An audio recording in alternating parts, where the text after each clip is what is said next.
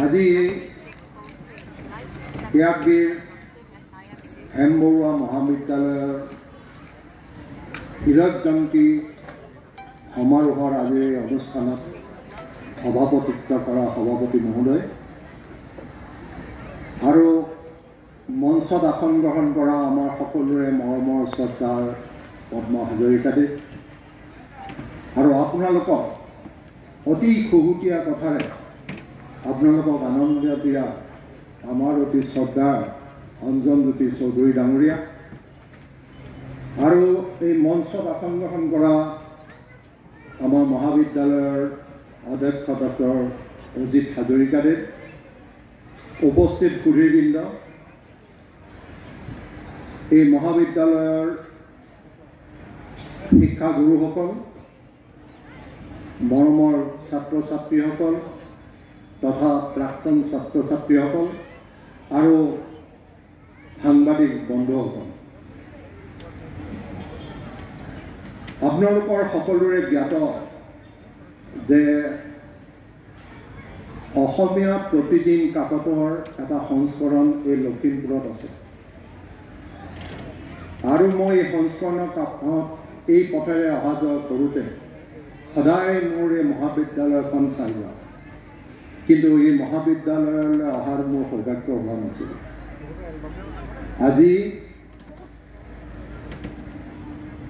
এই মহাবিদ্যালয়ৰ হীৰক জয়ন্তী বৰ্ষৰ এই পবিত্ৰ অনুষ্ঠানত এই ঐতিহাসিক ক্ষণৰ সাক্ষী হ'বলৈ পাই মই নিজকে ধন্য হৈছোঁ।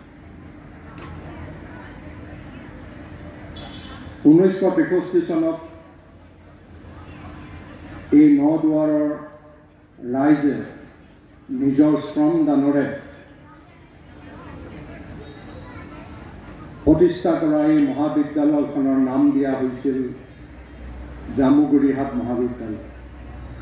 পৰৱৰ্তী সময়ত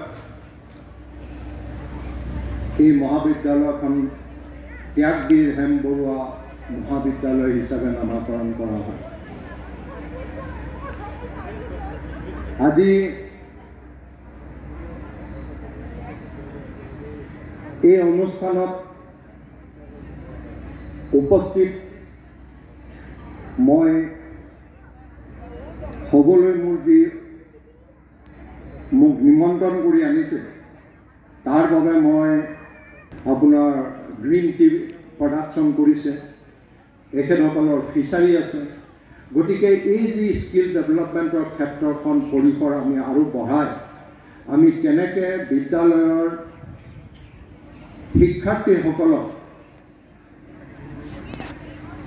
স্বনিয়োজনৰ ব্যৱস্থা কৰি দিব পাৰোঁ, যাতে তেখেতসকলে স্বনিৰ্ভৰশীল হৈ তেওঁলোকৰ শিক্ষা সাং কৰি যাতে সমাজ জীৱনত আগুৱাই যাব পাৰে।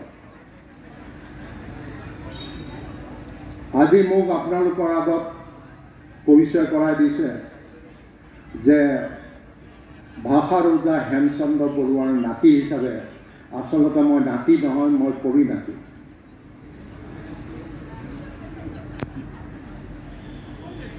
আমি আমাৰ যিকোনো জাতিৰে প্ৰথম পৰিচয়টোৱে হৈছে ভাষা, আৰু ভাষাই হৈছে এটা জাতিৰ মেৰুদণ্ডস্বৰূপ। গতিকে ভাষা যিমানেই সবল হ'ব সিমানেই জাতি শক্তিশালী হ'ব। আৰু আমাৰ জাতিৰ, আমাৰ ভাষাৰ ভেটি আমাৰ উপৰি পুৰুষসকলে বহুত ত্যাগ আৰু কষ্টৰে আমাৰ ভেটিটো তৈয়াৰ কৰি থৈ গৈছে। আপোনালোকে জানে যে 1836 চনত এই অসমতে অসমীয়া ভাষাক এলাগী কৰি বঙালী ভাষাক এই অসমত চৰকাৰী ভাষা হিচাপে স্বীকৃতি প্ৰদান কৰা হৈছে। সেই সময়ত আমাৰ পুৰোধা ব্যক্তিসকলে আমাৰ বৌদ্ধিক ক্ষেত্ৰৰ পুৰোধা ব্যক্তিসকলে যৎপূৰ্ণাস্তি চেষ্টা কৰিছিল ব্ৰিটিছক বুজাবলৈ যে অসমীয়া ভাষাটো বঙালী ভাষাৰ উপভাষা নহয়, অসমীয়া ভাষাটোৰ নিজস্ব স্বকীয়তা আৰু নিজস্ব চৰিত্ৰ আছে।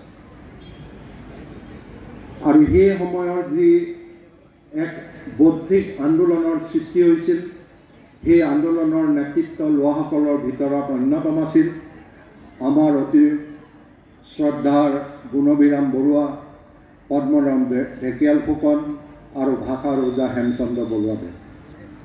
এসময়ত হেমচন্দ্ৰ বৰুৱাদেৱে সেই সময়তেই আছাম নিউজ নামেৰে এখন দ্বিভাষিক কাকত প্ৰকাশ কৰে।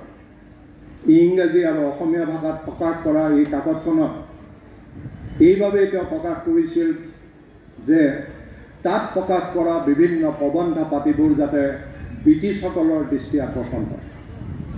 এটা সময় আহিল, ব্ৰিটিছেও বুজি পালে যে অসমীয়া ভাষাতে নিজস্ব এটা স্বকীয়তা আছে, সেইবাবেই তেওঁলোকে পুনৰ অসমীয়া ভাষাটো অসমলৈ ঘূৰাই আনিলে।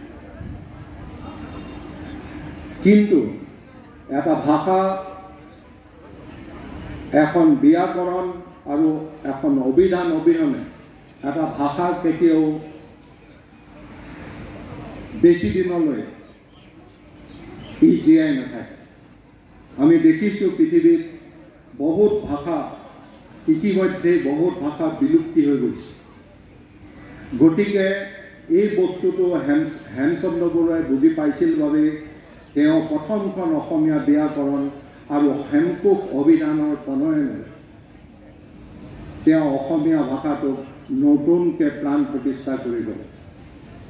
আৰু সেইখন হেমকোষৰে 1900 চনত প্ৰকাশ পোৱা হেমকোষ আমাৰ ককা আনন্দৰাম বৰুৱা আৰু আমাৰ পিতৃ হেমকোষ প্ৰাণ দেৱানন্দ বৰুৱাদেৱে 14তম সংস্কৰণলৈকে সম্পাদনা কৰি প্ৰকাশ কৰি থৈ গৈছে।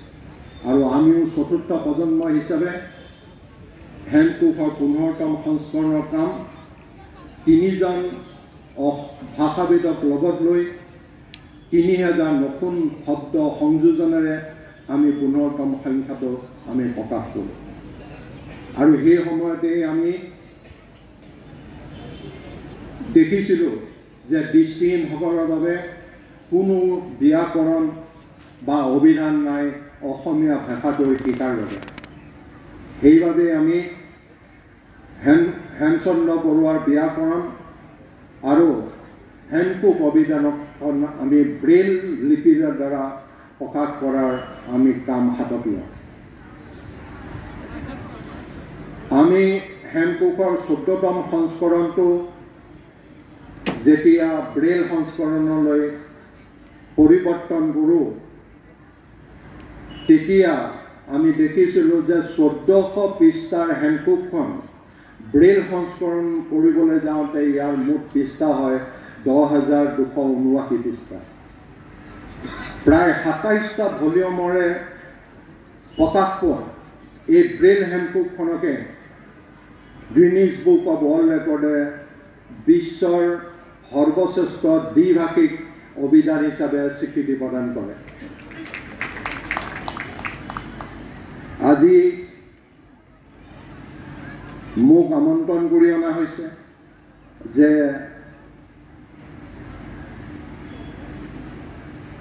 ত্যাগবীৰ হেম বৰুৱা মহাবিদ্যালয়ৰ হীৰক জয়ন্তী সমাৰোহৰ বাবে প্ৰকাশ হ'ব লগা আলোচনীখন উদ্বোধন কৰিবৰ বাবে আমি ইতিমধ্যেই হেঙুলীয়া সোপান 9 দুৱাৰৰ জলঙেৰে আমি উদ্বোধন কৰিলোঁ। কিন্তু মই মহাবিদ্যালয়ৰ ৱেবছাইটত দেখিছিলোঁ যে তেখেতসকলে পুৰণা আলোচনীবোৰ তেখেতসকলৰ ৱেবছাইটত আপলোড কৰি ৰাখি থোৱা আছে। সম্ভৱতঃ তৃতীয় সংখ্যাৰ পৰা হীৰকজ্যোতি বৰ্ষৰ উদ্যোক্তাসকলক মই ধন্যবাদ জ্ঞাপন কৰিছোঁ। ত্যাগবীৰ হেমচন্দ্ৰ বৰুৱা হৈছে এজন বৰেণ্য অসমীয়া যিগৰাকী ব্যক্তি কেৱল সাহিত্যিক বা ৰাজনীতিকবিদেই নাছিলে, তেখেত ভাৰত স্বাধীনতা আন্দোলনৰ এজন অন্যতম সৈনিক আছিল। আজি তেখেতৰ নামেৰে নামাকৰণ কৰা এই মহাবিদ্যালয়খনে যি হীৰকজ্যোতি বৰ্ষ পালন কৰিছে, এই হৈছে সেই মহান ব্যক্তিজনৰ প্ৰতি আমাৰ এই জামুগুৰিহাট নদুৱাৰ অঞ্চলৰ ৰাইজৰ তথা আমাৰ মহাবিদ্যালয়ৰ ছাত্ৰৰ সকলৰ তেখেতৰ প্ৰতি শ্ৰদ্ধাঞ্জলি বুলি মই অনুভৱ কৰোঁ। বিগত সময়ছোৱাত এই মহাবিদ্যালয়ৰ পৰা বহু ছাত্ৰ ছাত্ৰী শিক্ষা সাং কৰি অসম তথা ভাৰতৰ লগতে বিদেশতো প্ৰতিষ্ঠিত হৈছে। এতিয়া আমাৰ সময় সলনি হৈছে আৰু শিক্ষা ব্যৱস্থাৰ বিপৰীতে সংস্থাপনৰ সুবিধাসমূহৰ ক্ষেত্ৰতো পৰিৱৰ্তন ঘটিছে। আহি থকা সময় আৰু প্ৰত্যাহ্বানমূলক হৈ পৰিছে, কাৰণ এতিয়া যি আৰ্টিফিচিয়েল ইণ্টেলিজেন্সে আগন্তুক দিনত চাকৰি ক্ষেত্ৰখন সংকুচিত কৰি আহিব বুলি আমাৰ বিশেষজ্ঞসকলে মত পোষণ কৰিছে। গতিকে এই ক্ষেত্ৰত এই প্ৰত্যাহ্বান আমি অতিক্ৰম কৰিবৰ বাবে আমি স্কিল ডেভেলপমেণ্টৰ ওপৰত আমি অতি বিশেষ গুৰুত্ব দিব লাগিব। আৰু আমাৰ এই জামুগুৰিহাটৰ মহাবিদ্যালয়কে ধৰি অসম তথা ভাৰতৰ বিভিন্ন মহাবিদ্যালয় স্কিল ডেভেলপমেণ্টৰ ক্ষেত্ৰত বহুত গুৰুত্ব আৰোপ কৰি আহিছে। আৰু এই স্কিল ডেভেলপমেণ্টৰ জৰিয়তে মই অলপতে আমাৰ এই জামুগুৰিহাটৰ মহাবিদ্যালয়ৰ অধ্যক্ষ শ্ৰী ডক্টৰ অজিত হাজৰিকাদেৱৰ লগত কথা পাতোঁতে গম পালোঁ যে আমাৰ এই মহাবিদ্যালয়খনৰ নিজৰ চাহ বাগান আছে আৰু আমাৰ শিক্ষাৰ্থীসকলে নিজে। মই ভাষণতে কৈছোঁ যে লখিমপুৰত আমাৰ প্ৰতিদিনৰ এটা সংস্কৰণ আছে।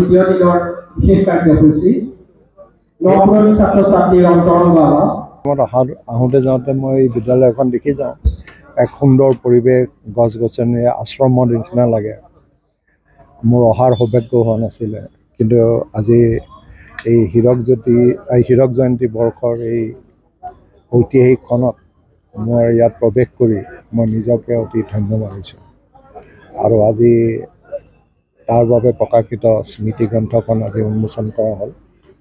এই স্মৃতিগ্ৰন্থখনত বহুত এই নদুৱাৰ অঞ্চলৰ বহুত লেখক লেখিকা তথা প্ৰাক্তন ছাত্ৰ ছাত্ৰীসকলে তাত লেখা মেলা কৰিছিল। আৰু এই স্মৃতিগ্ৰন্থখনে আমাৰ নতুন প্ৰজন্মক বহুত নতুন জ্ঞান অন্বেষণৰ এটা সুযোগ দিব বুলি মই ভাবোঁ এই অঞ্চলত।